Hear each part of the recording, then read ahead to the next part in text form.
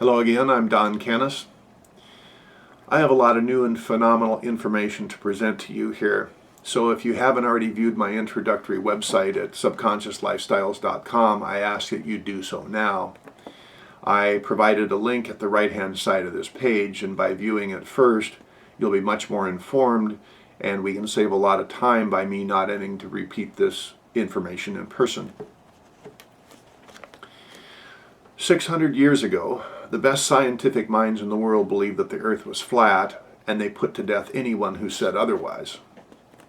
That long-held scientific dogma was toppled when Christopher Columbus sailed around the world.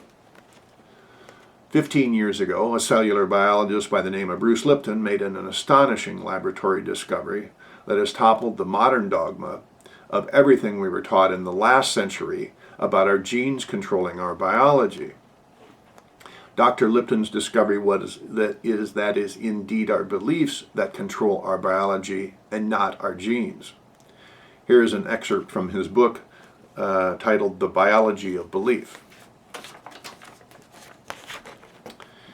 The perception that our lives are controlled by our genes is so fundamental to our civilization that this dogma is incorporated into the most elemental level of a child's education.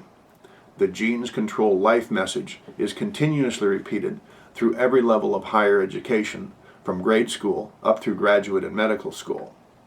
The general public has been conditioned to believe that the human body represents an exquisite, genetically controlled automaton. In support of this belief, we attribute our abilities, and more importantly, our disabilities, to the character of our inherited gene codes.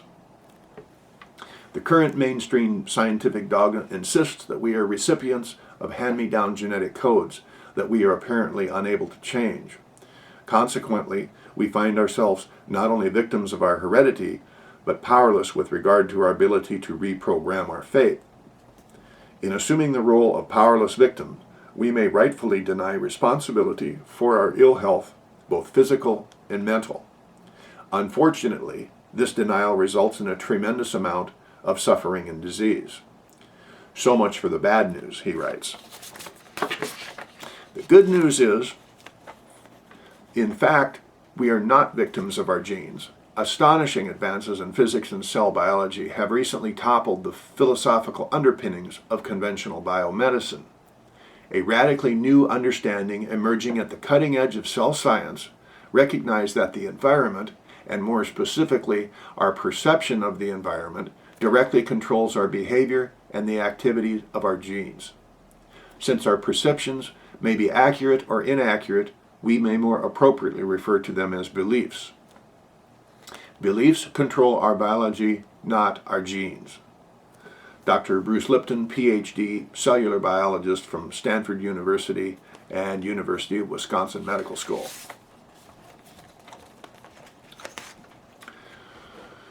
So, 600 years ago, despite the evidence provided by Magellan and Christopher Columbus, it still took quite some time for society to accept that the earth was indeed round. And today, we are beginning to make headway with Dr. Lipton's rather profound discoveries.